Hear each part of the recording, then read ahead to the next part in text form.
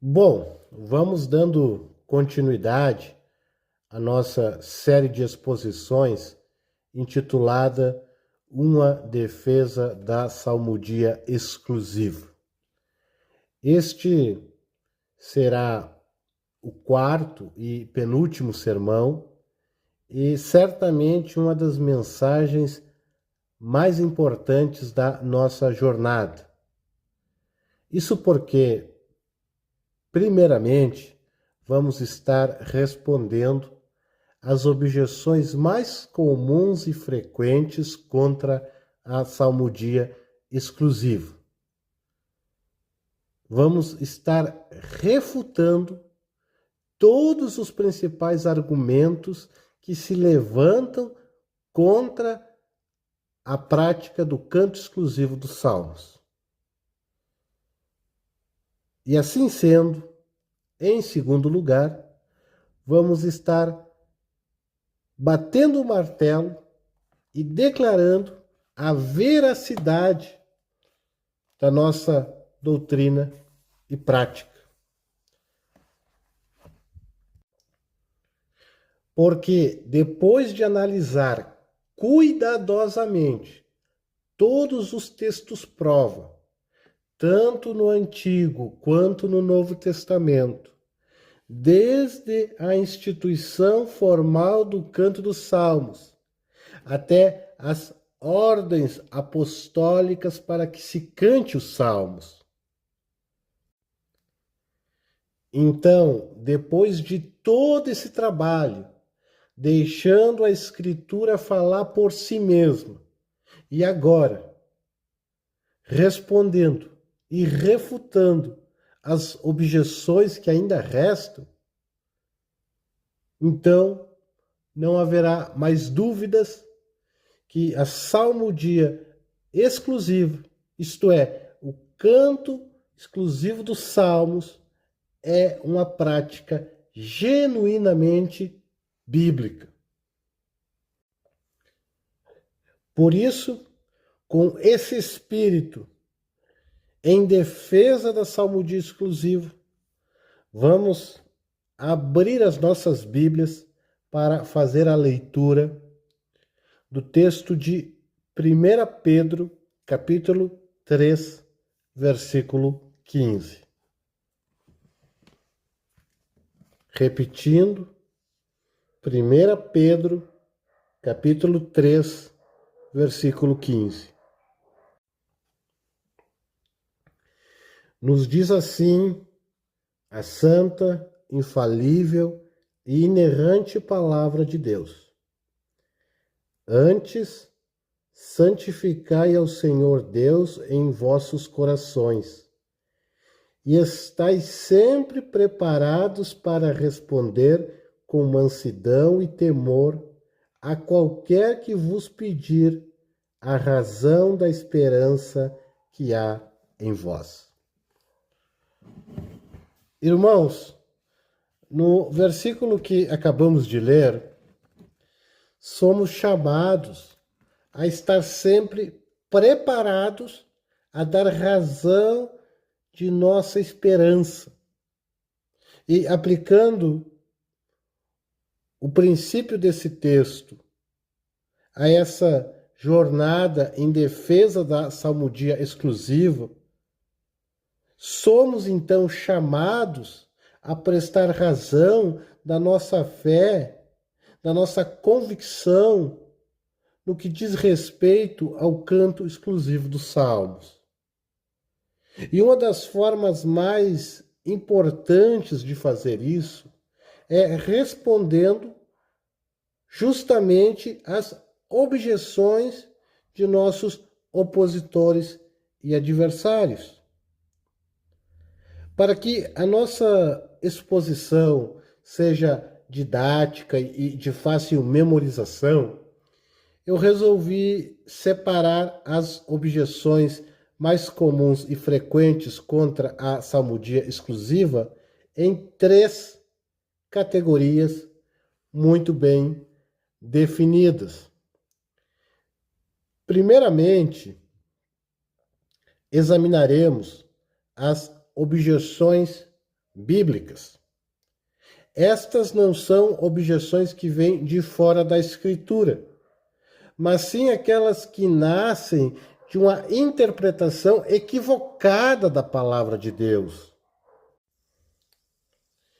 Em segundo lugar, trataremos das objeções racionais. São argumentos que, à primeira vista, parecem dotados de alguma lógica ou de senso comum, mas que, quando submetidos ao rigor da razão bíblica, revelam ser meros frutos de um raciocínio falho que, infelizmente, opera no erro. E, finalmente, em terceiro lugar, enfrentaremos as objeções sentimentais. Estas não se apoiam nem na Bíblia, nem na razão, mas apelam unicamente às emoções subjetivas e à experiência pessoal. Então, começando com a primeira parte, com os argumentos bíblicos. O argumento mais comum e frequente que é extraído da Escritura contra a salmodia exclusiva é que existem outros cânticos na Bíblia. Resumindo o argumento, eles afirmam que rejeitam a salmodia exclusiva porque existem outros cânticos na Bíblia além dos 150 salmos. E aqui precisamos fazer um reconhecimento e uma distinção, porque nós não negamos e jamais poderíamos negar que, de fato, existem outros cânticos nas Escrituras. Por exemplo, o cântico de Moisés, Êxodo 15, o cântico de Débora, Juízes 5, o cântico de Ezequias, Isaías 38.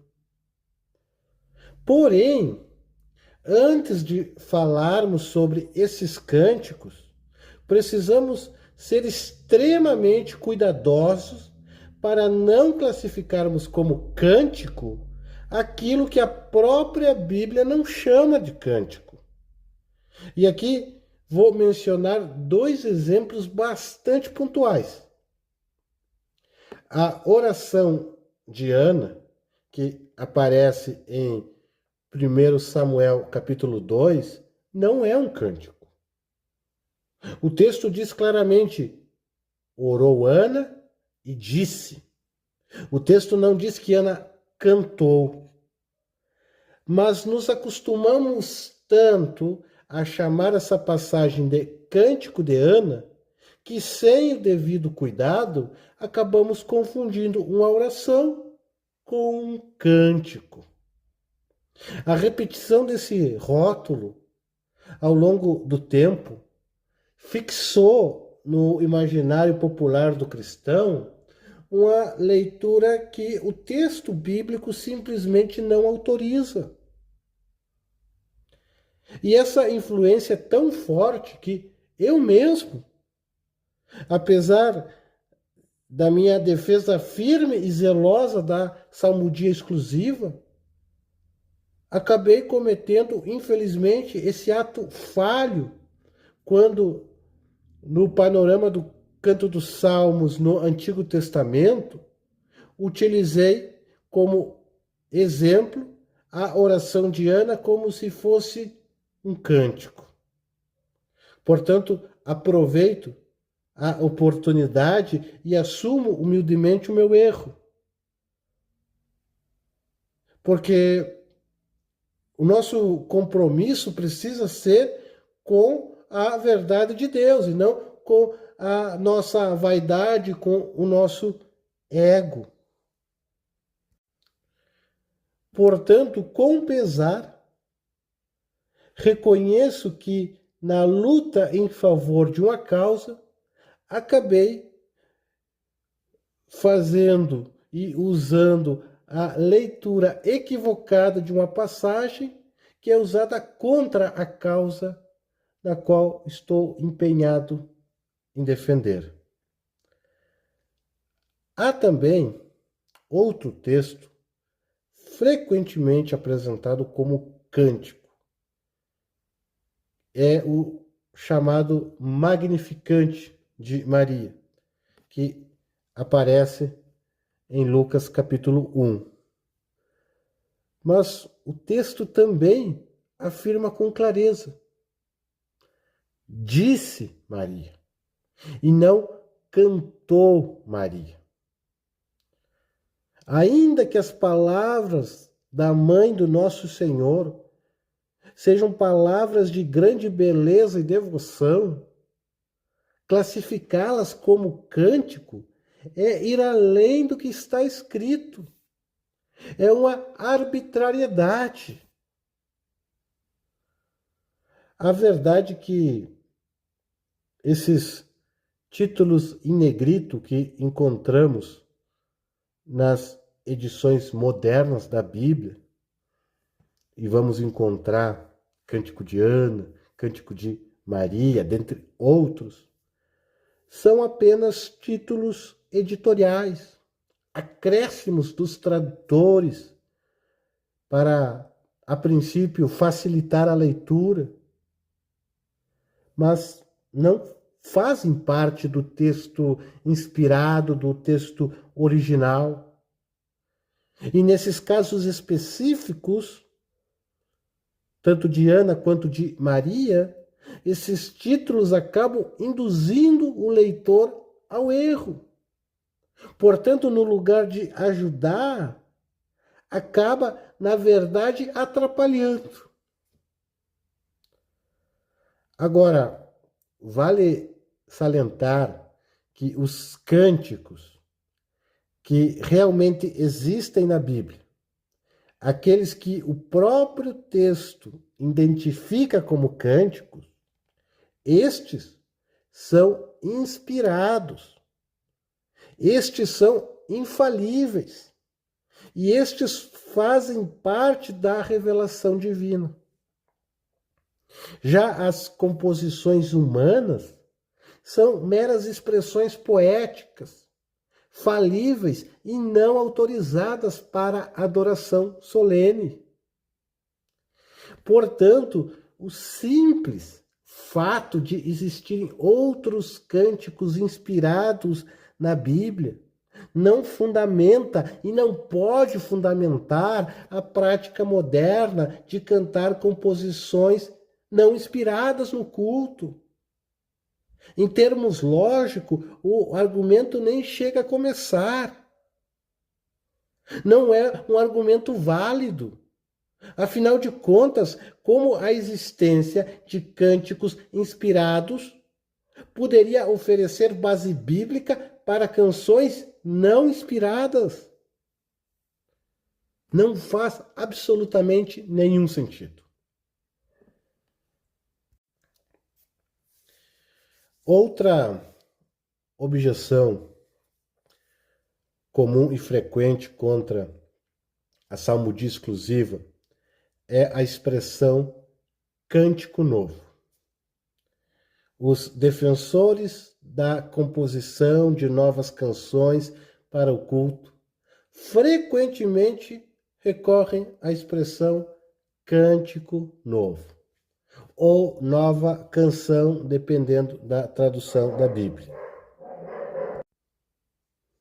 Como se isso fosse autorização geral para que a igreja, em todas as eras, produza músicas humanas para o culto público e solene. Entretanto, todavia, essa leitura não apenas ignora o contexto imediato das passagens, mas também desconsidera o padrão bíblico da revelação e da própria adoração. A expressão cântico novo ou nova canção aparece 6 vezes nos Salmos, uma vez em Isaías e 2 vezes no livro de Apocalipse. E sempre em contextos de intervenção divina, redenção, juízo ou revelação profética. Em nenhum caso está ligada à mera criatividade humana ou ao impulso artístico de um homem. Tomemos o exemplo do Salmo 96. Vamos até o Salmo 96 e vamos fazer a leitura do versículo 1. O texto diz: Cantai ao Senhor um cântico novo, cantai ao Senhor toda a terra. Antes de tudo, o cântico novo, a nova canção, é o próprio Salmo, não uma composição sem inspiração externa ao Salmo. Em todos os lugares onde aparece a expressão cântico novo ou nova canção, o padrão é o mesmo. Deus realiza uma obra redentora, revela algo novo ou intervém poderosamente. E essa obra é registrada em forma de cântico inspirado. Por isso, cântico novo ou nova canção na Escritura não significa uma coleção ilimitada de músicas humanas, mas um cântico novo, uma resposta divinamente inspirada às obras do Senhor. Notem ainda que a expressão está no singular, cântico novo, não no plural, cânticos novos. A Escritura nunca fala de novos cânticos, novas canções. Esse singular indica um limite. Deus revela um cântico novo em momentos específicos da história redentora. Isso não confere liberdade para uma produção indefinida de composições humanas. Outro ponto negligenciado é que a ordem bíblica é para cantar um cântico novo, não para compor um cântico novo. São coisas totalmente diferentes. Cantar é ato de adoração. Compor é ato de revelação. No contexto do Antigo Testamento, ninguém interpretaria essa expressão cântico novo como permissão para qualquer pessoa com talento musical simplesmente produzir novas canções para o culto. Historicamente, quem compunha cânticos para o culto eram profetas e homens diretamente capacitados pelo Espírito. Davi, Asaf e outros levitas. O povo cantava, mas não compunha. Vamos agora até Isaías 42.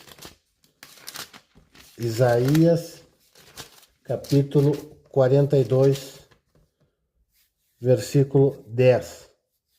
Começo do versículo 10. Cantai ao Senhor um cântico novo, e o seu louvor desde a extremidade da terra. Irmãos, aqui Isaías não autoriza o povo a compor novas músicas para o culto. O cântico novo surge também no contexto da obra redentora de Deus e da vida do servo do Senhor.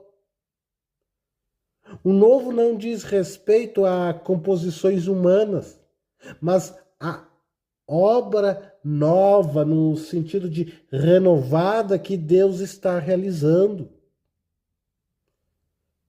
Novamente, precisamos compreender, enfatizar que no Antigo Testamento, quem compunha cânticos para o culto eram profetas e homens inspirados, não qualquer homem do povo.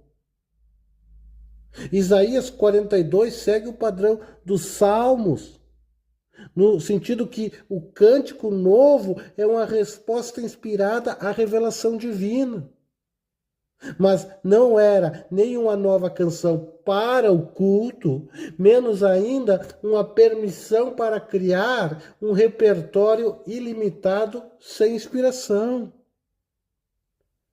Portanto, Isaías 42 definitivamente não autoriza novos cânticos humanos para o culto.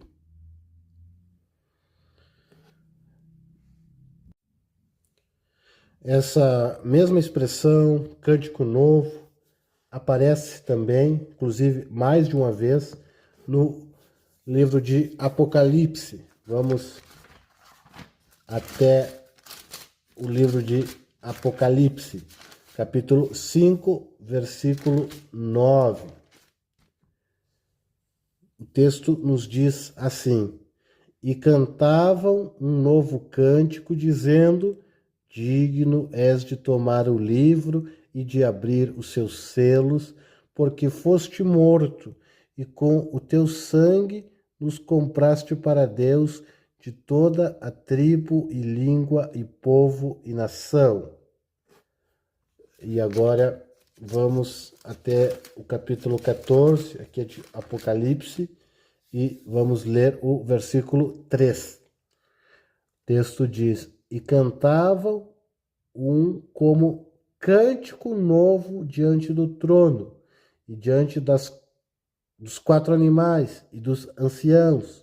E ninguém podia aprender aquele cântico, senão os 144.000 que foram comprados da terra. Irmãos, sinceramente, acho muito difícil alguém ler estas passagens e concluir que a intenção do autor é dizer que devemos compor os nossos cânticos novos. Considero improvável, para não dizer impossível, que alguém, fazendo a leitura natural dessas passagens, interprete que o autor está ensinando que devemos compor cânticos novos. Mas, mesmo quando ouvimos esse tipo de argumento ou coisa semelhante, a primeira coisa que precisamos lembrar é algo muito, muito, muito simples. Apocalipse está descrevendo a adoração da igreja triunfante e não o culto da igreja militante. O que João está contemplando é a adoração perfeita, consumada, glorificada, aquela em que não existe mais pecado, nem fraqueza, nem limitações. E essa adoração celestial não funciona como lei para o culto da igreja aqui na terra. Mas há algo ainda mais profundo aqui. Quando João fala de um cântico novo, ele não está descrevendo um repertório recém-criado ou de canções sem inspiração divina. Na verdade, ele está ecoando os próprios salmos, porque o cântico novo, quando bem analisado, é uma expressão característica do próprio saltério. E quando olhamos com calma para os cânticos do Apocalipse, Percebemos também e imediatamente que eles são impregnados de salmos. A linguagem, os temas, as expressões, tudo respira o saltério. O Cântico Novo, como vimos, aparece inclusive várias vezes, na maioria das vezes, no livro dos Salmos. E sempre conectado à obra redentora de Deus. E não como um chamado para a composição de cânticos sem inspiração divina. Nós já vimos isso em Isaías 42 e agora vemos o mesmo padrão em Apocalipse. O Cântico Novo é a celebração da obra redentora de Deus. E isso nos ensina algo precioso. O culto da igreja não precisa abandonar o saltério para antecipar a glória. Basta cantar o saltério com o coração redimido. Porque os salmos já são e sempre foram a palavra de Deus cantada. Não há louvor mais alto, mais puro, mais seguro do que esse. Cantar os salmos, a palavra de Deus.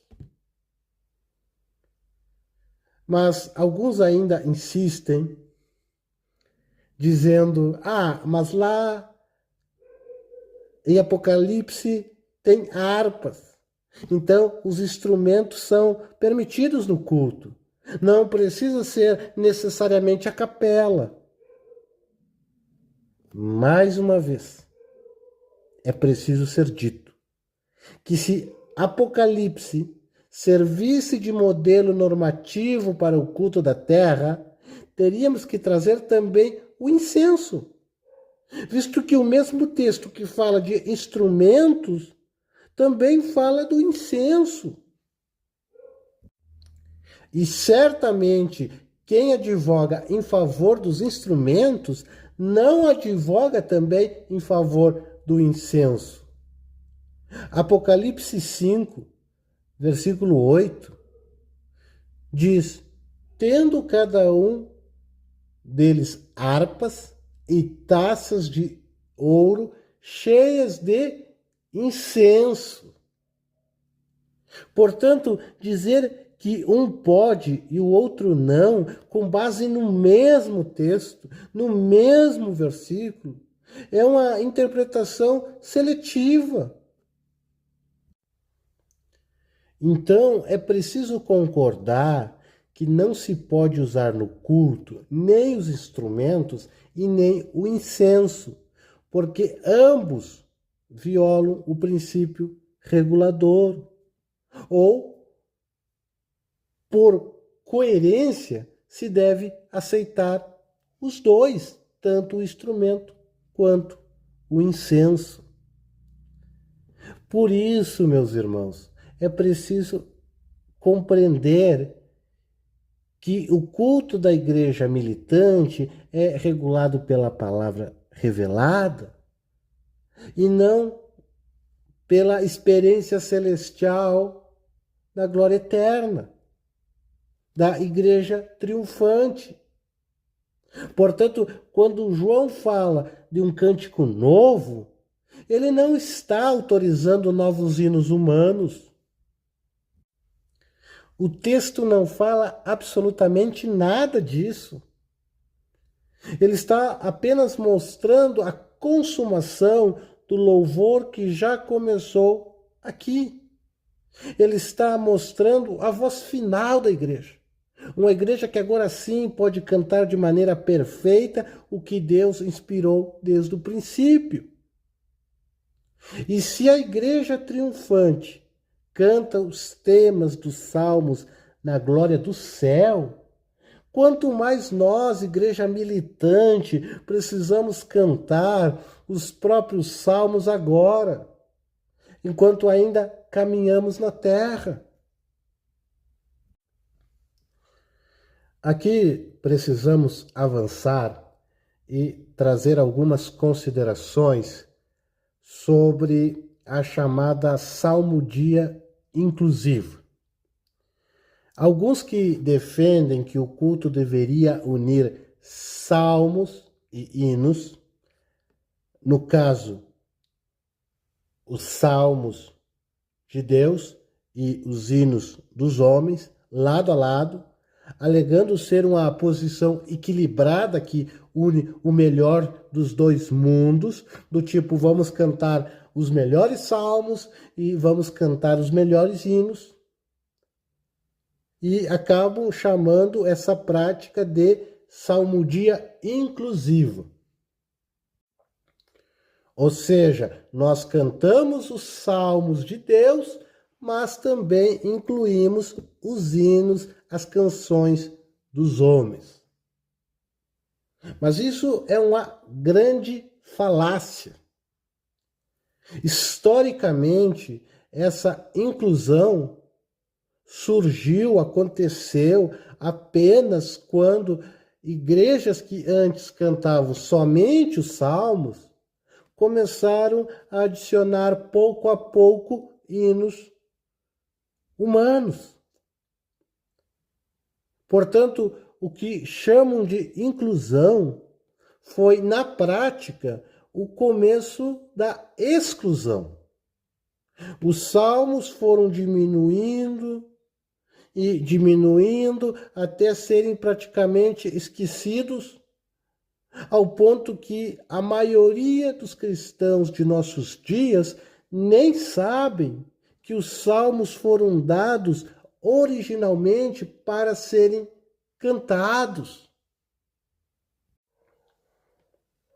Hoje, salmodia inclusiva significa na prática inódia predominante e salmodia ocasional. É 99% de canções dos homens e 1%, quando se tem 1% das canções de Deus.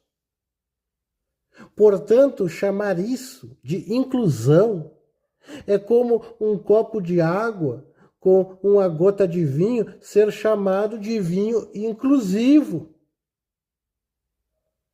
Além disso, essa suposta inclusão nivela o cântico inspirado com a canção humana. Coloca lado a lado o saltério, infalível e ordenado por Deus, e os hinários dos homens, compostos sem inspiração e nem autorização divina. Vamos ilustrar isso da seguinte forma. A cada culto, o ministro responsável pela liturgia precisa escolher os cânticos. De um lado estão os 150 salmos, perfeitos e infalíveis. Do outro lado, uma multidão de canções humanas, belas talvez, sinceras quem sabe, mas sem inspiração divina. E daí surge a pergunta, inevitável pergunta: qual deles mais glorifica a Deus e mais edifica a igreja? A escolha entre cantar os cânticos do Senhor ou as canções dos homens expõe, escancara a fragilidade da chamada salmodia inclusiva.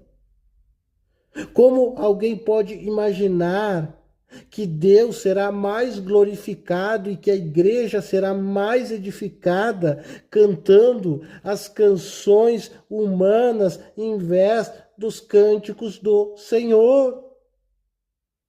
Por cada canção humana cantada, há um salmo inspirado que deixa de ser cantado. Isso é grave, porque o problema não está apenas no que cantamos, mas principalmente no que deixamos de cantar. Porque para cada canção humana cantada, há um salmo que foi dado por Deus que está deixando de ser cantado. Seguimos avançando e vamos trazer agora algumas considerações sobre a chamada salmodia exclusiva ampla. Alguns poucos, trata-se de um grupo minoritário também, defendem cantar os 150 salmos e os demais cânticos inspirados da Bíblia. No caso, somente os 150 salmos e os demais cânticos inspirados da Bíblia. E chamam essa prática de salmodia exclusiva ampla, porque o saltério é ampliado para receber as demais canções das Escrituras. Mas o problema já começa no próprio nome, porque o termo salmodia, por definição, já é exclusivo. Salmodia significa cantar os salmos, e apenas os salmos. O adjetivo exclusiva é apenas uma ênfase posterior e complementar.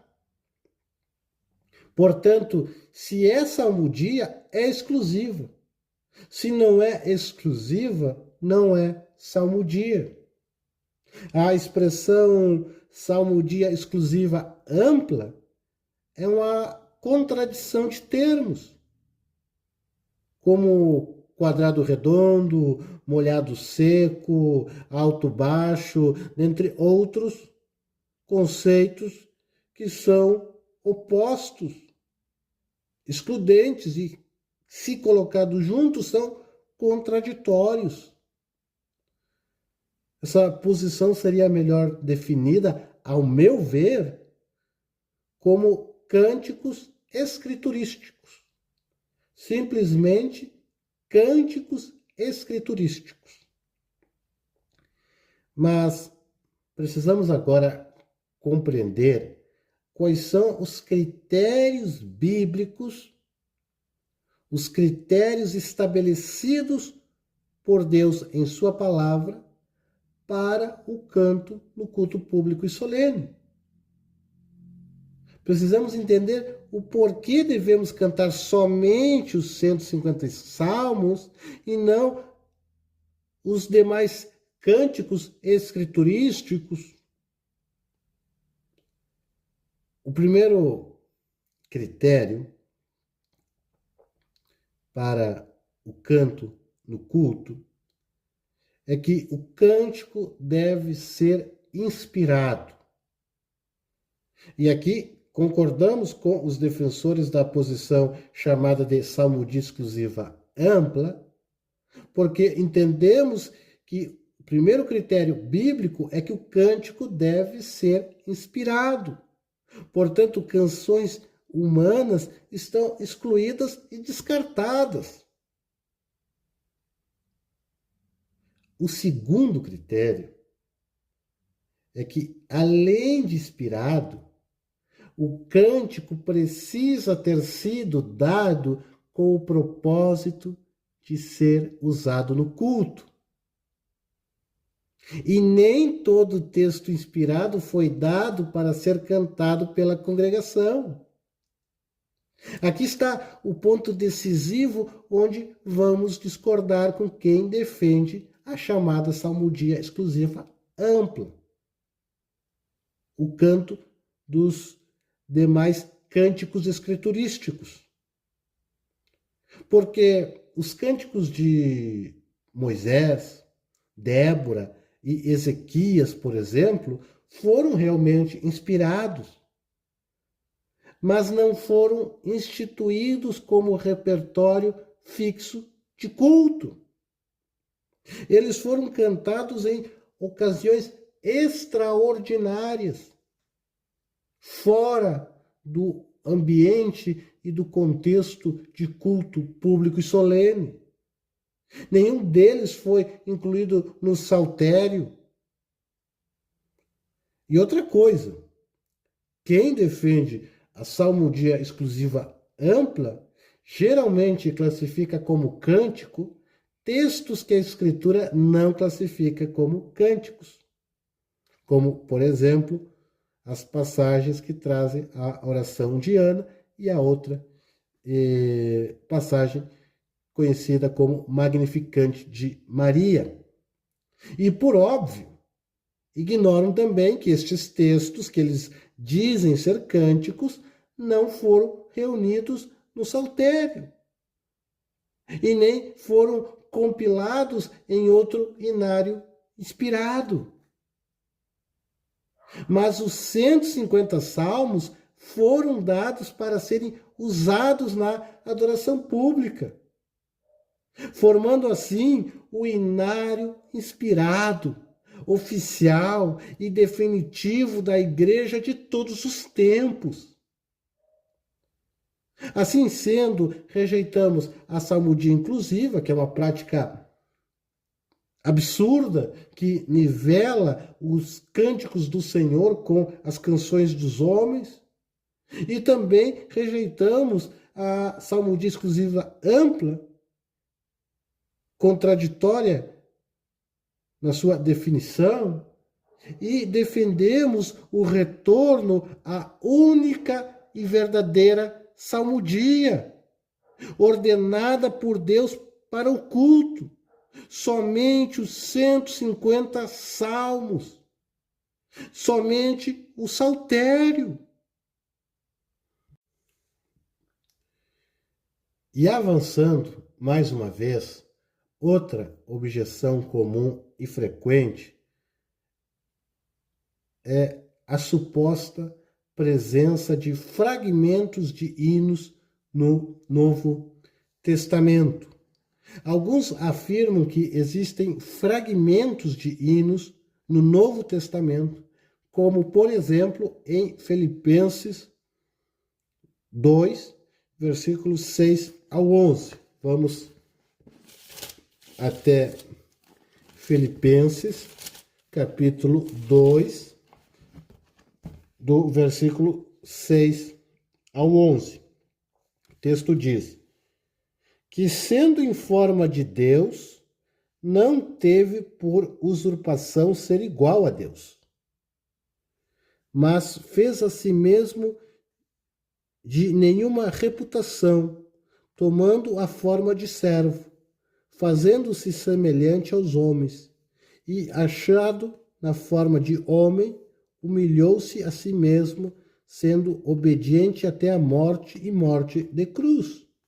Por isso também Deus o exaltou soberanamente e lhe deu um nome que é sobre todo nome, para que ao nome de Jesus se dobre todo o joelho dos que estão nos céus e na terra e debaixo da terra, e toda língua confesse que Jesus Cristo é o Senhor, para a glória de Deus Pai. Irmãos, a partir da análise literária desses textos de Filipenses 2, 6 a 11 e outras passagens semelhantes, alguns concluem que Paulo estaria citando um hino cristão supostamente conhecido pela igreja primitiva.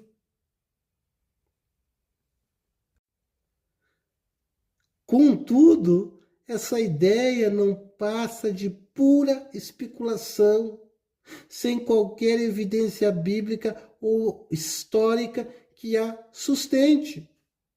Alguns estudiosos acadêmicos olharam para essa passagem e, fazendo a análise literária da passagem, disseram que aqui Paulo estaria citando hinos conhecidos da igreja do primeiro século. Mas isso que eles dizem não é apoiado por nenhuma evidência bíblica ou histórica. Além disso, essa teoria surgiu entre estudiosos liberais, não entre teólogos e pastores fiéis à doutrina da inspiração plena das Escrituras. Em outras palavras, trata-se de uma hipótese criada por críticos da fé e não por seus defensores. E convenhamos, fundamentar práticas de adoração solene em teorias oriundas do liberalismo teológico é extremamente perigoso. Não podemos construir nossas crenças e práticas de culto sobre conceitos incertos, duvidosos e desprovidos de comprovação. O culto deve repousar sobre o firme alicerce do que Deus revelou, não sobre conjecturas e especulações acadêmicas. Além disso, surge a pergunta óbvia: onde estão esses supostos hinos cristãos do primeiro século? Teriam eles desaparecido por completo, sem deixar sequer um rastro da sua existência? Não há manuscrito, não há citação patrística, não há registro histórico ou documental, não há absolutamente nada que apoie essa ideia de presença de fragmento de hino no Novo Testamento. Alguém pode argumentar que nós, defensores da salmodia exclusiva, não temos como provar que esses hinos nunca existiram. Mas isso, no direito, é chamado de prova diabólica. Exigir que alguém prove a existência de algo impossível de ser demonstrado. O ônus da prova recai justamente sobre os que afirmam a existência desses supostos hinos primitivos, não sobre aqueles que se mantêm no terreno firme daquilo que está comprovado. A responsabilidade de comprovar é deles. Nós estamos firmes naquilo que está comprovado. E o que está comprovado? Que a igreja cantou os salmos inspirados, que eles foram dados por Deus para o culto, e que a prática apostólica aponta exatamente para isso. Não há lacunas, não há especulações. Há escritura, há história, a prática contínua de adoração do povo de Deus. E mesmo que, ainda que alguém conseguisse provar a existência de tais hinos do primeiro século, o que não pode ser provado, isso não mudaria nada. Sabe por que não mudaria nada? Porque esses hinos, se existiram, não foram dados como cânticos congregacionais prescritos por Deus para a igreja usar no culto. Portanto, esse argumento dos supostos fragmentos de hino não possui peso algum na discussão sobre o canto no culto público. A questão permanece onde sempre esteve, no que Deus ordenou, e não na vontade do homem. E por fim, existe outro argumento que pode até nos ajudar como uma ponte, uma transição entre os argumentos bíblicos, isto é, leitura errada das Escrituras, e os chamados argumentos racionais, que nada mais são do que frutos de raciocínios falhos. Trata-se da seguinte afirmação: muitos defendem a composição de novas canções porque, segundo eles, sempre que na Bíblia houve novas revelações, houve também novas composições de cânticos. Logo, dizem eles, uma vez que Cristo trouxe uma revelação maior e mais plena, então nós precisamos obrigatoriamente de novas canções. À primeira vista, isso parece ter alguma lógica, mas basta examinar com cuidado para perceber que o argumento não se sustenta. É verdade que em alguns momentos específicos da história redentiva, novas revelações foram acompanhadas de novos cânticos. Contudo, afirmar que sempre foi assim é uma generalização indevida e facilmente refutada pelo seguinte: a própria revelação do Novo Testamento pelos apóstolos não foi acompanhada de novas canções. Se a nova revelação exige novas canções inspiradas, teríamos de perguntar por que Deus, que inspirou toda a literatura do Novo Testamento, os evangelhos, Atos, as cartas doutrinárias e a profecia de Apocalipse, por que Deus não inspirou sequer um único novo salmo para ser anexado ao saltério da igreja? Os apóstolos, cheios do Espírito, entregaram uma revelação plena e definitiva sobre a pessoa e a obra de Cristo, mas não nos deram um inário apostólico para substituir ou colocar ao lado do saltério. Eles escreveram sobre a doutrina do culto, mas não forneceram o material do cântico, contentando-se em ordenar o uso dos salmos, hinos e cânticos espirituais. Uma tríade que, como já provamos, refere-se ao saltério. Portanto, o fim da inspiração de cânticos não é um descuido da providência divina. É uma decisão soberana de Deus que testifica a suficiência e a perpetuidade do saltério para a igreja do Novo Testamento. Outro ponto crucial, que também costuma ser convenientemente ignorado, é que quando novas composições surgiram na história bíblica, elas surgiram como revelação inspirada.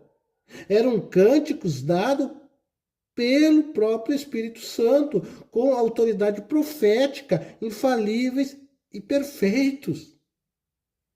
Então surge a pergunta que não quer calar: onde estão as novas canções inspiradas após a revelação da pessoa e da obra de Cristo?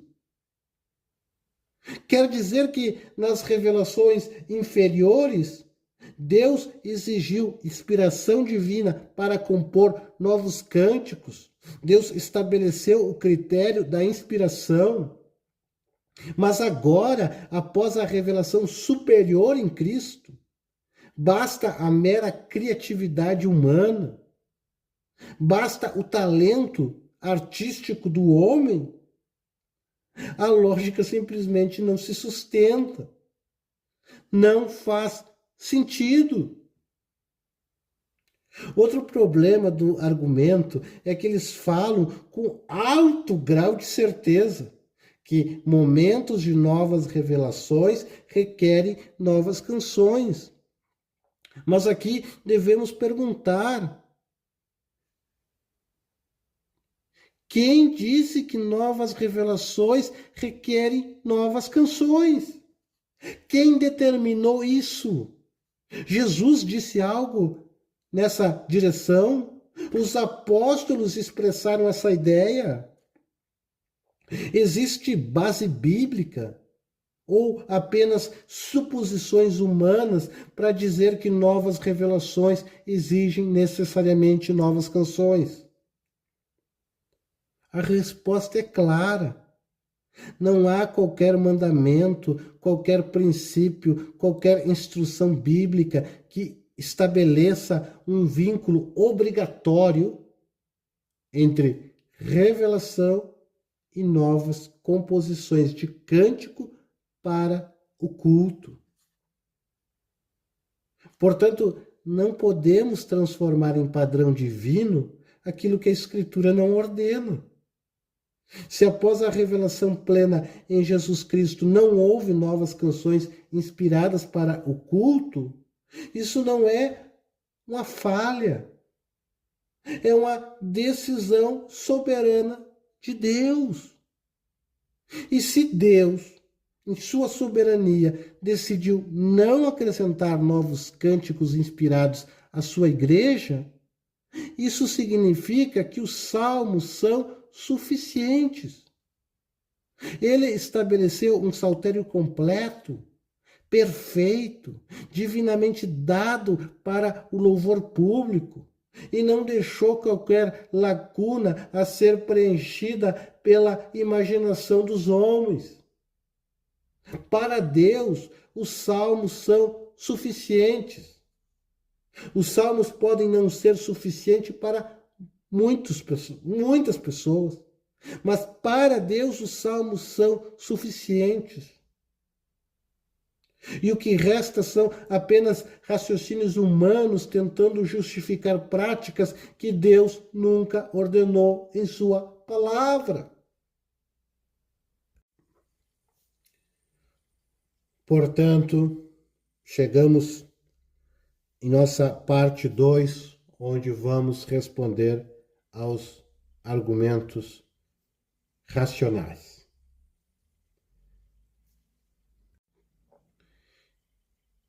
E uma das objeções racionais mais comuns e frequentes contra a salmodia exclusiva é que a salmodia exclusiva, dizem eles, é impossível. Resumindo o argumento, eles afirmam que a prática da salmodia exclusiva é virtualmente impossível porque não cantamos os salmos no original hebraico, mas cantamos apenas traduções dos salmos. Olha, em meus estudos para produzir esta minissérie Uma Defesa da Salmodia Exclusiva, eu ouvi alguns sermões, li alguns artigos que criticavam a nossa doutrina e prática. Não são muitos reformados que falam abertamente contra o canto exclusivo dos salmos. A grande maioria evita tocar nesse assunto. Mas ouvi um pregador em espanhol argumentando que, como os salmos cantados são metrificados e alguns até parafraseados, a verdadeira salmodia exclusiva seria praticamente impossível. Ele também afirmou que o que cantamos não pode ser chamado de salmo inspirado. Veja bem, ele afirmou que o que cantamos não pode ser chamado de salmo inspirado, mas apenas de tradução do salmo inspirado. Irmãos, a consequência desse raciocínio é óbvia. Se não podemos chamar o salmo traduzido de salmo, então também não poderíamos chamar a própria Bíblia traduzida de palavra de Deus. E essa afirmação contradiz completamente o entendimento protestante histórico sobre as traduções. Além disso, esse raciocínio é profundamente falacioso. A ideia de que, já que não podemos cantar os salmos em hebraico com a melodia original, então estamos liberados para compor nossas próprias canções, simplesmente não faz sentido. Não há qualquer relação lógica entre uma coisa e outra. Seria equivalente a dizer que, já que não podemos ler o Novo Testamento em grego, então podemos escrever os nossos próprios evangelhos e as nossas próprias epístolas. É um salto totalmente arbitrário. O fato de não reproduzirmos perfeitamente o original não nos autoriza a substituir aquilo que Deus ordenou por algo inventado por nós. Apenas nos conduz ao uso de traduções fiéis, exatamente como fazemos com a leitura das Sagradas Escrituras. Da mesma maneira, alegar que determinada tradução do saltério é ruim, e de fato há quem faça esse tipo de afirmação, mas de forma alguma uma tradução supostamente ruim pode autorizar a introdução de canções humanas no culto. Porque se o problema são as traduções, se as traduções são ruins, devem ser feitas traduções melhores. Que se melhore as traduções, isso é o correto. Não porque existem supostas traduções ruins, vamos então jogar os salmos fora, deixá-los de lado e vamos escrever as nossas próprias canções.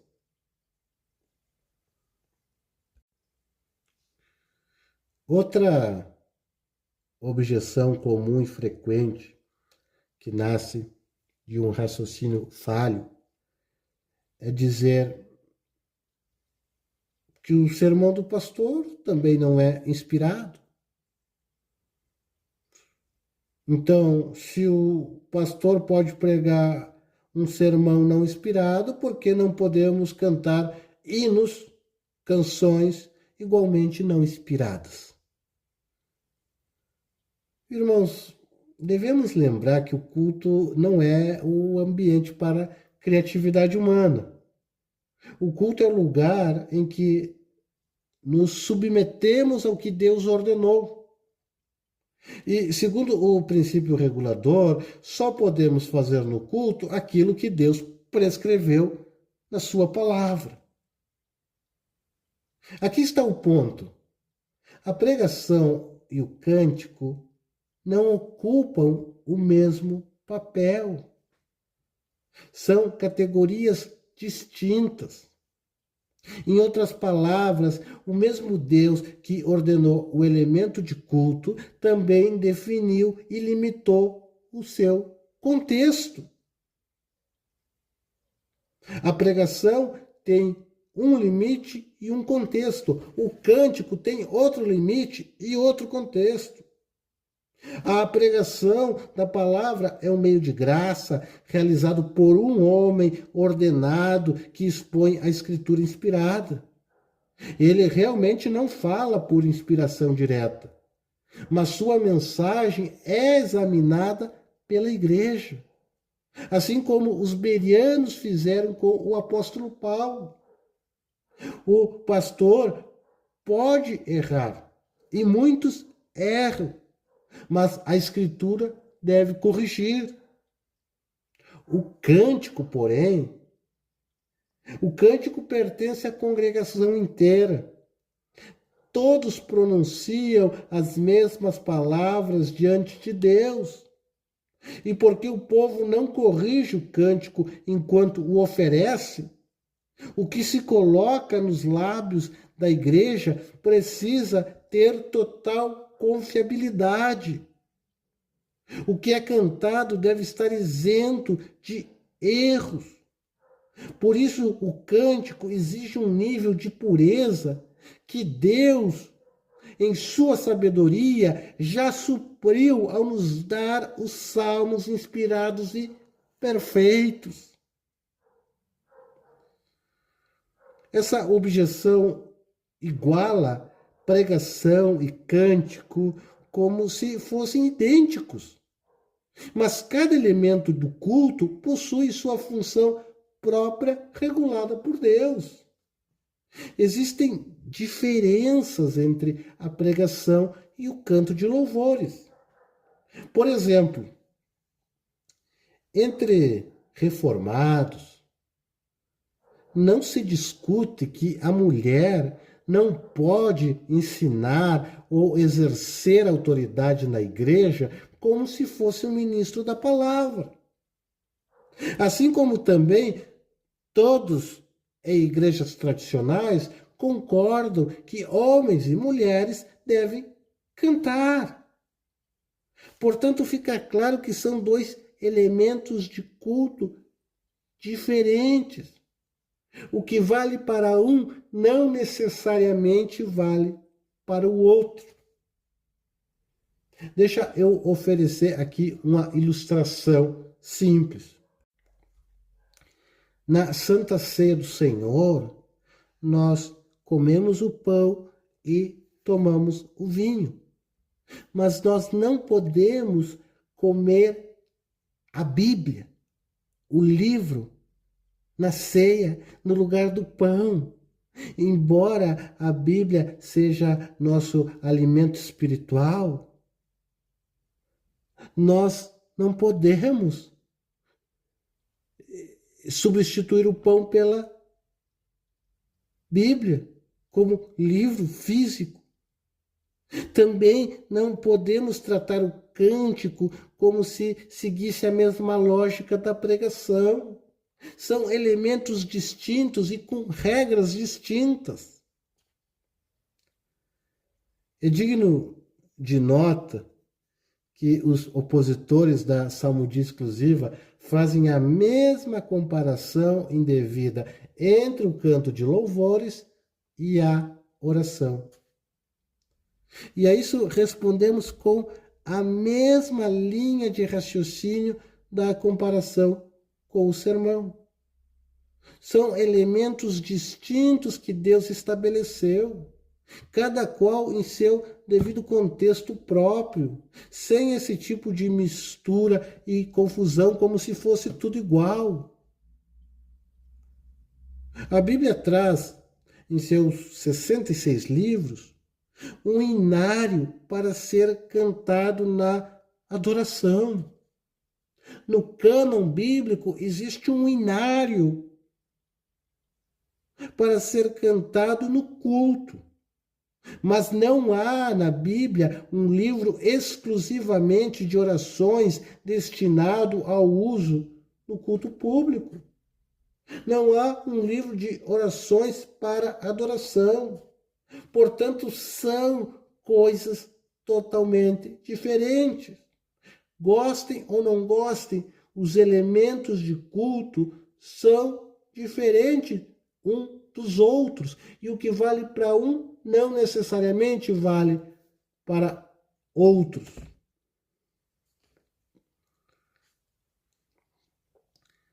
Avançando para outra objeção comum e frequente, ainda nessa parte de argumentos racionais. Eles questionam, mas como vamos cantar o Salmo 119? Essa pergunta, apesar de parecer prática, muitas vezes esconde uma dificuldade muito mais profunda com a ideia de cantar toda a palavra de Deus, e não apenas partes convenientes ou músicas populares. Mas vamos responder com clareza, reverência e simplicidade a essa outra objeção. O fato de o Salmo 119 ser o maior capítulo da Bíblia não o torna impróprio para o canto. Ele é parte do saltério inspirado. Assim como os outros 149 salmos, o Salmo 119 foi dado por Deus para ser cantado. Portanto, a sua extensão não é um problema teológico. Apenas requer sabedoria prática e pastoral na forma de usá-lo no culto.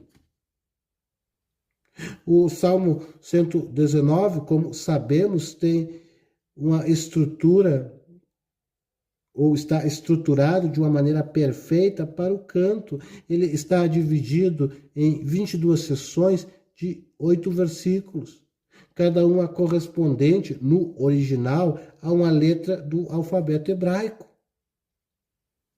Isso facilita sua divisão para ser cantada em partes, tanto no culto público quanto na devoção familiar.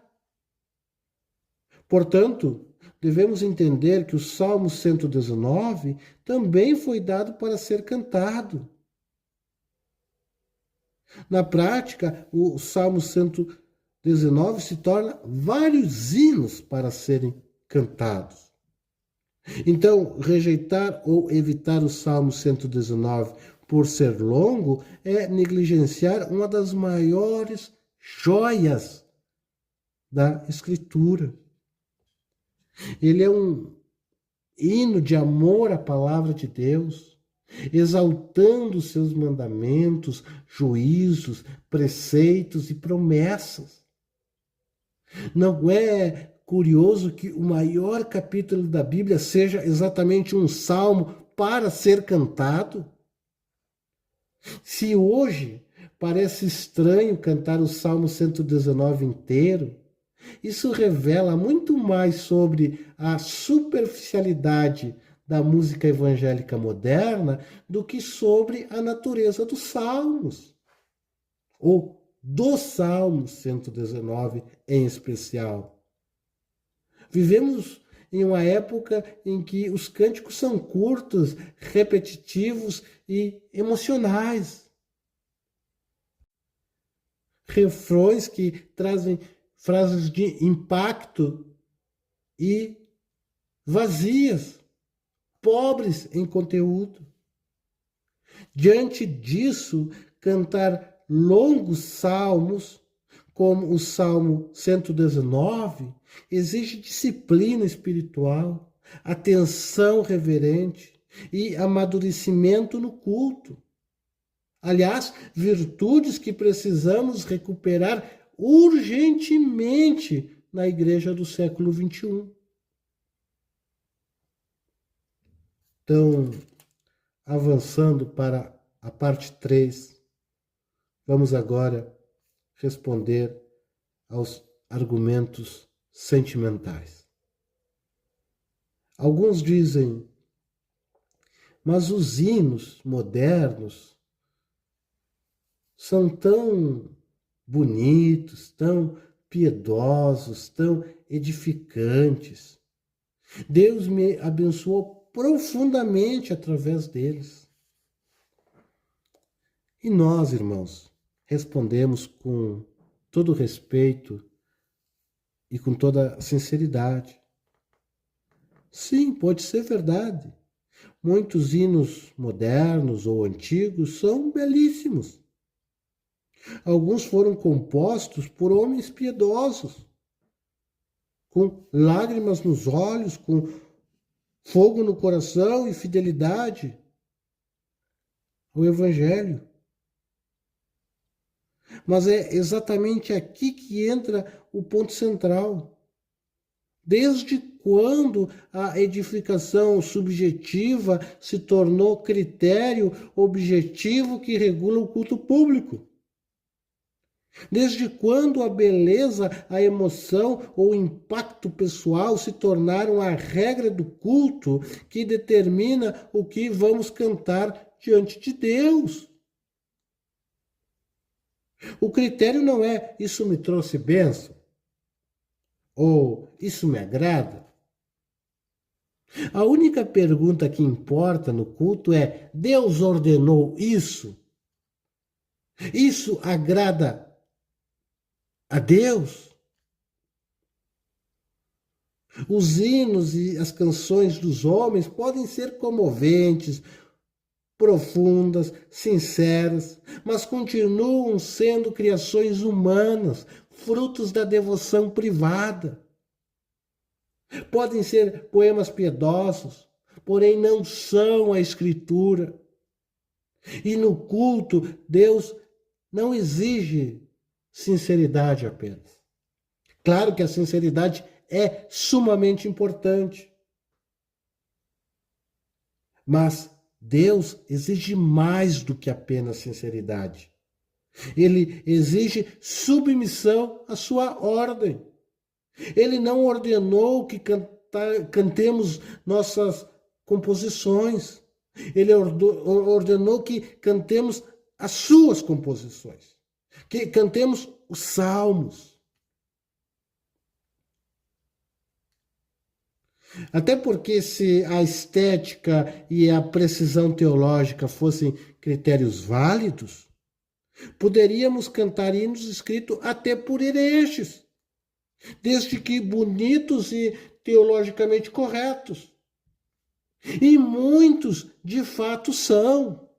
Há muitas canções cantadas que os seus autores foram hereges que negaram verdades fundamentais da fé cristã. Eram, na realidade, filhos de Satanás.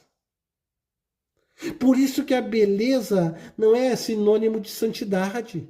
A emoção não é sinônimo de autorização divina. A beleza sem verdade é engano. E o culto sem ordenança é fogo estranho. E no máximo, é idolatria refinada. Vale observar que, embora o tom aqui seja firme e não poderia ser diferente na defesa da verdade de Deus, precisamos lembrar que o alvo é a correção de doutrinas equivocadas e não ataques pessoais. Este é um debate no campo das ideias e jamais deve ser levado para o lado pessoal.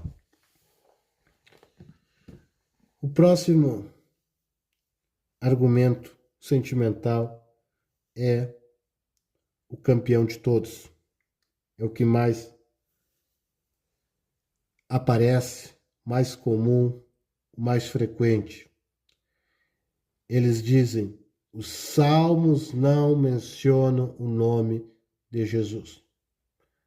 Alguns vão até mais longe e dizem: os salmos não falam de Jesus.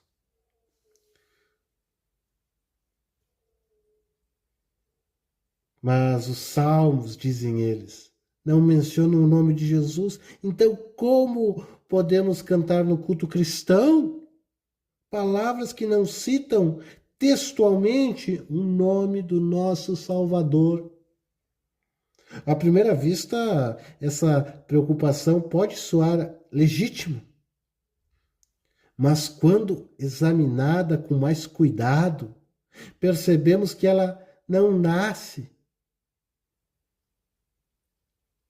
que ela nasce não de reverência a Cristo, mas de uma compreensão superficial de como Cristo está presente nas Escrituras, e especialmente nos Salmos. É verdade, a grafia Jesus, tal como aparece nos evangelhos, não está nos Salmos. Mas isso está longe de significar que os Salmos não falem de Cristo. Na verdade, eles não apenas falam de Cristo, eles transbordam Cristo. Eles são, do início ao fim, cânticos do próprio Cristo, escritos pelo Espírito do Cristo, para serem cantados pela Igreja de Cristo. para a glória do nome de Cristo. Pedro é explícito ao dizer que os profetas do Antigo Testamento, incluindo o salmista, falaram pelo Espírito de Cristo que neles estava. Aqui me referindo a 1 Pedro, capítulo 1, versículos 10 e 11. E o próprio Senhor Jesus Cristo, em Lucas 24, 44, após ressuscitar, declarou que tudo o que estava escrito a seu respeito se encontrava na lei de Moisés, nos profetas e no livro dos Salmos. Para Cristo, os Salmos eram cristocêntricos. Para os apóstolos, os salmos eram cristocêntricos. E para a igreja, deveria ser cristocêntricos o bastante para cantar. Quem lê os salmos, irmãos, com os olhos abertos pela revelação do Novo Testamento, enxerga o Cristo vivo em cada canto, em cada salmo, em cada composição. Os salmos ensinam a divindade de Cristo. Salmo 45, versículo 6, Salmo 110, versículo 1. Sua filiação eterna, Salmo 2, versículo 7. Sua encarnação, Salmo 8, versículo 5, Salmo 40, versículos 7 e 9. Seu ofício de mediador como profeta, Salmo 40, versículos 9 e 10. Sacerdote, Salmo 110, versículo 4. E rei, Salmo 2, versículo 7, 12. Salmo 22, versículo 28, Salmo 45, versículo 6, Salmo 72, Salmo 110, versículo 1. Os salmos nos dão detalhes inspirados pelo Espírito a respeito da traição de Cristo, Salmo 41, versículo 9. Sua agonia no jardim, Salmo 22, versículo 2. Seu teste, Salmo 35, versículo 11. Sua rejeição, Salmo 22, versículo 6 e Salmo 118, versículo 22. Sua crucificação, Salmo 22, Salmo 69. Seu sepultamento e ressurreição, Salmo 16, versículos 9 ao 11. Sua ascensão, Salmo 24, versículos 7 ao 10, Salmo 47, versículo 5, Salmo 68, versículo 18. E sua segunda vinda e julgamento, Salmo 50, versículo 3 e 4, Salmo 98, versículos 6 e 9. Eles também nos falam da vitória do reino de Cristo, Salmo 2, versículo 6 ao 12, Salmo 45, versículo 6. Perdão. Alguns salmos revelam informações tão vitais sobre a pessoa e obra de Cristo que eles são chamados de salmos messiânicos, como o Salmo 2, o 8, o 16, o 22, o 40, o 45, o 69, o 72, o 110. Os salmos são, portanto, a literatura de louvor mais cristocêntrica já escrita. Mesmo antes de o nome de Jesus ser revelado na manjedoura de Belém. A ausência da grafia, Jesus não é a ausência da pessoa. Ou será que alguém teria a coragem de dizer que um inário de canções meramente humanas é mais cristocêntrico que os salmos inspirados? Além disso, Pensar que um texto só é cristão se contém a palavra Jesus é uma lógica superficial. Tomemos o batismo cristão como exemplo. Cristo ordenou, batizando-os em nome do Pai e do Filho e do Espírito Santo. Mateus 28:19.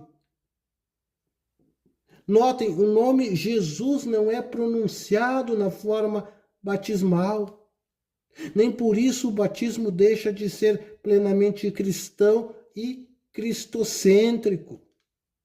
Em última análise, o que realmente importa não é a fonética, a grafia, mas a realidade espiritual proclamada.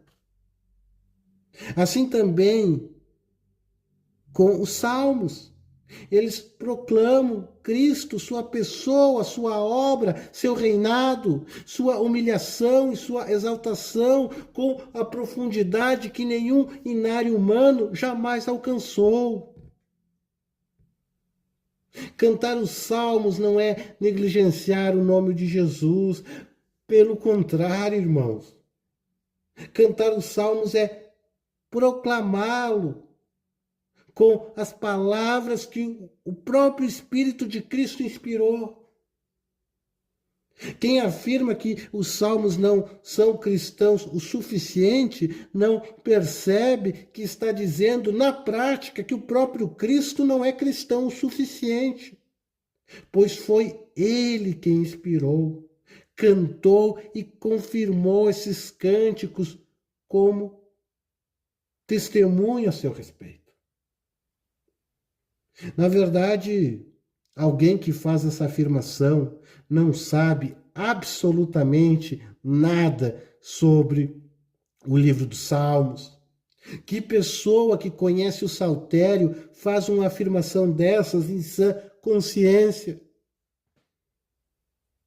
Ela não consegue simplesmente enxergar o Cristo nos Salmos.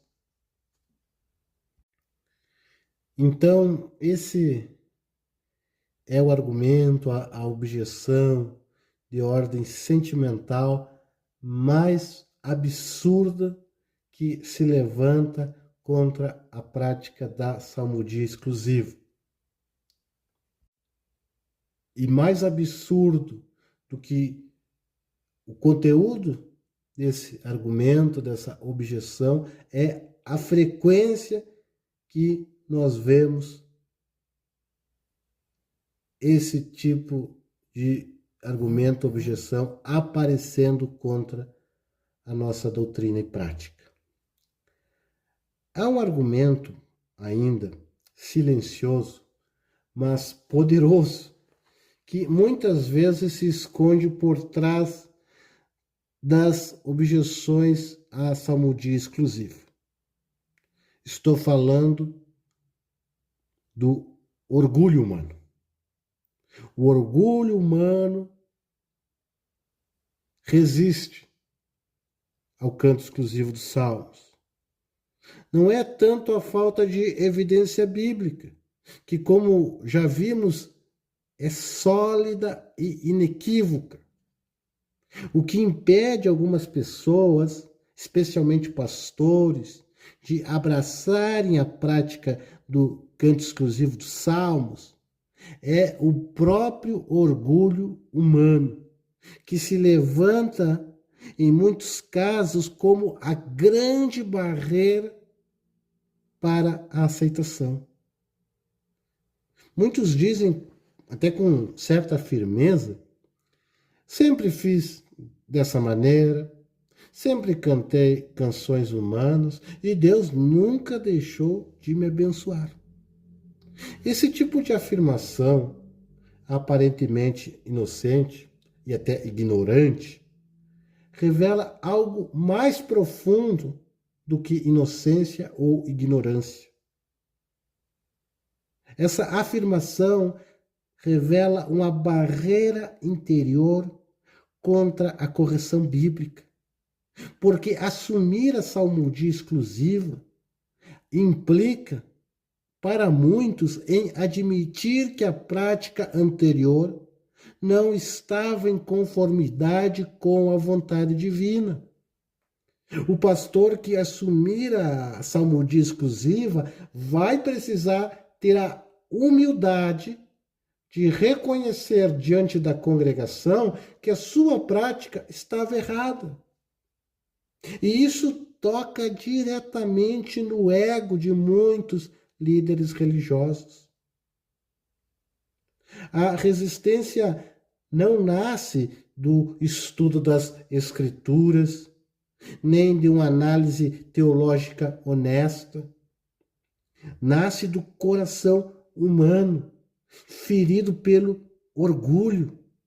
É difícil confessar que algo que julgávamos piedoso, nossas tradições, nossas músicas favoritas, nossas experiências pessoais, na verdade não correspondem à ordenança de Deus.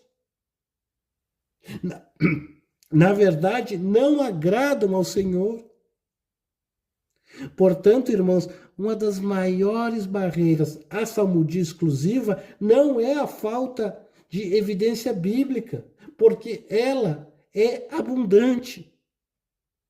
Também não é a dificuldade prática, que pode ser solucionada com disciplina e oração. Em pouco tempo se aprende a cantar os salmos. Mas a verdadeira barreira é o coração humano, que reluta em abandonar aquilo que parecia bom, mas que simplesmente não estava autorizado por Deus. A grande barreira é o coração humano que não quer se desfazer dos seus ídolos. Eu sempre digo que descobri a salmodia exclusiva com a mesma alegria com que compreendi as doutrinas da graça.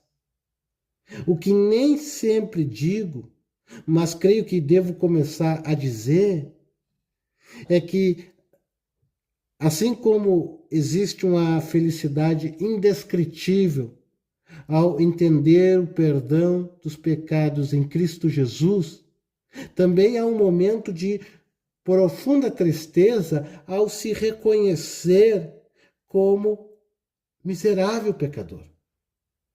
Assim é com a salmodia exclusiva. Depois da alegria de começar a cantar os salmos inspirados, vem o momento de dor ao perceber que antes oferecíamos a Deus em adoração canções sem autorização divina.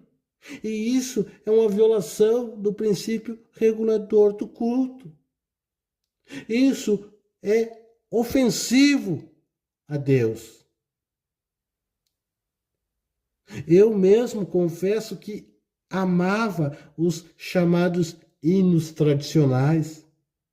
Chegava a dizer, não literalmente, mas em sentido figurado, que certos hinos, quando o ministro dizia à congregação para ficar em pé, merecia, na verdade, que todos se colocassem de joelho.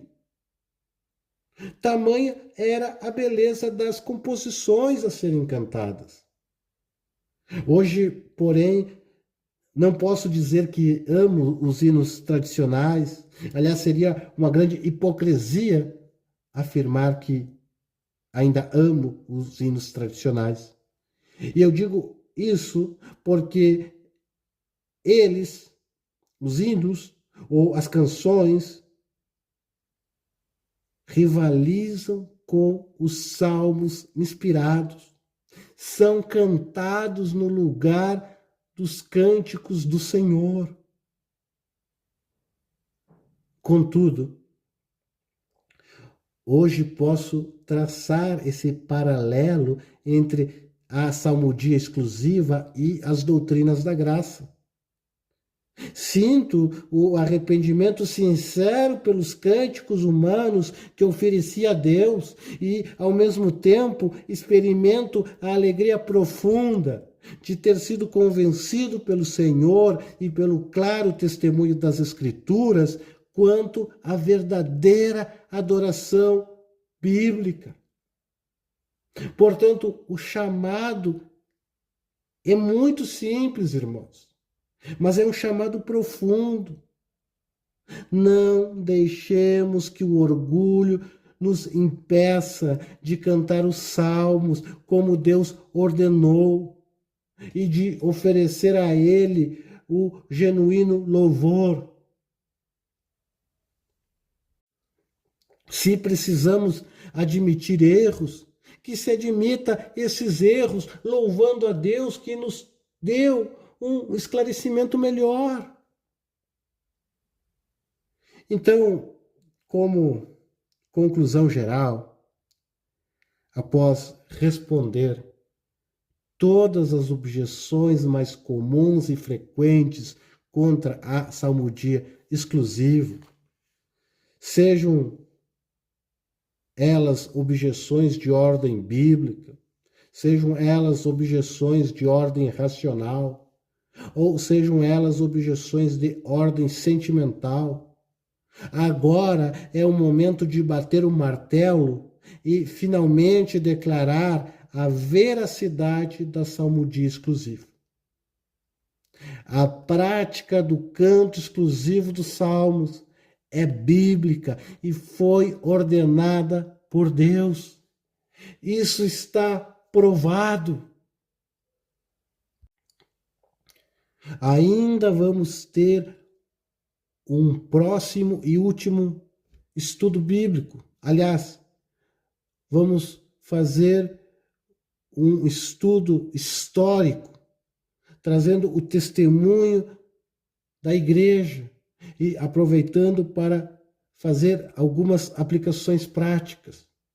Mas, nesse momento, já temos material suficiente para dizer que a salmodia exclusiva está comprovada.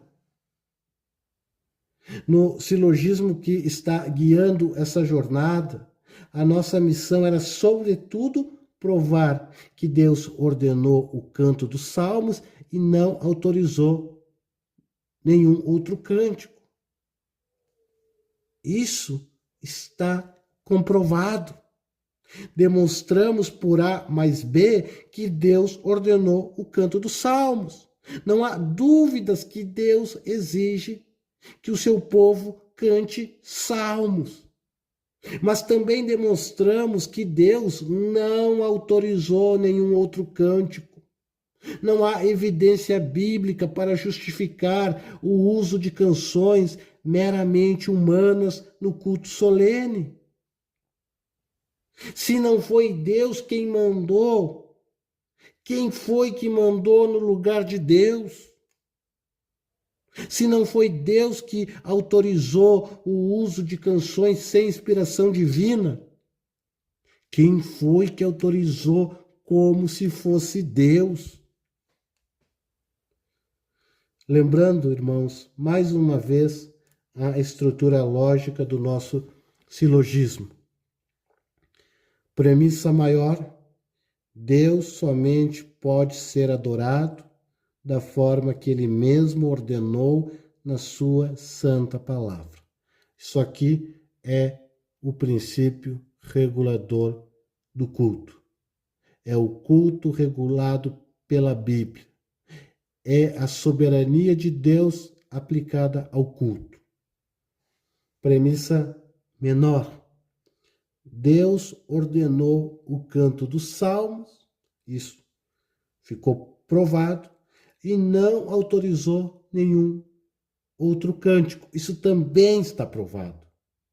Portanto, a conclusão lógica e necessária é que Deus ordenou o canto exclusivo dos salmos. Portanto, Deus ordenou a salmodia exclusiva. Portanto, irmãos, após ter refutado cada objeção levantada, após responder a cada argumento contrário, O martelo deve ser batido com a mais absoluta convicção. A salmodia exclusiva não é uma opção litúrgica,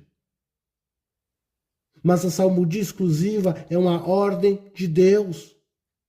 Não é uma mera tradição humana, mas a submissão ao princípio regulador do culto e, portanto, à própria vontade do Deus soberano. Que o nosso compromisso, irmãos, seja com a suficiência do saltério, que abandonemos o desejo orgulhoso de preencher uma lacuna que Deus nunca deixou vazia. Porque nos Salmos encontramos toda a teologia, toda a devoção, toda a gama de emoções e toda a cristologia de que a Igreja de Cristo precisa para o seu crescimento espiritual. Não há louvor mais puro, louvor mais seguro, louvor mais cristocêntrico ou louvor mais adequado para adoração do que os 150 cânticos do Senhor. Os salmos são, por assim dizer, uma casa da moeda da doutrina bíblica. Neles, as verdades sobre Deus são cunhadas com precisão inspirada, como moedas legítimas que circulam com autoridade divina. Enquanto os inários expressam percepções humanas sobre Deus, geralmente ligeiramente desequilibradas, o saltério nos entrega a teologia que o próprio Deus colocou em nossa boca para cantar. Quando cantamos os salmos, estamos cantando as palavras que Deus mesmo colocou em nossos lábios. Por isso, podemos dizer que aprende-se mais sobre o caráter do Senhor com o saltério do que com 100 inários. Pois ali cada cântico traz estampado um atributo do Altíssimo, moldado não apenas nossa adoração, mas também nosso entendimento sobre doutrina. Junte todos os inários compostos pelos homens, e eles não vão ensinar mais sobre Deus do que o saltério que foi dado pelo próprio Deus. Assim sendo, irmãos, devemos pedir a Deus, em sua infinita misericórdia e bondade, que nos ensine a cantar os salmos, e a cantar os salmos com graça no coração, e também nos permita a dizer com o mesmo amor e com a mesma convicção que dizemos sola Escritura. Possamos também dizer sola saltério. Assim como temos a Bíblia como nossa única regra de fé e prática, devemos ter o saltério como o nosso único inário divinamente inspirado e autorizado para o culto. Que possamos dizer, parafraseando o texto de Josué 24:15, que possamos dizer: eu e a minha casa salmodiaremos ao Senhor. Que possamos dizer, nós, como Igreja de Cristo, salmodiaremos ao Senhor. Porque a salmodia exclusiva nada mais é do que a sola Escritura sendo colocada em prática no louvor. O canto exclusivo dos salmos não é outra coisa senão cantar somente a palavra de Deus. Amém, irmãos?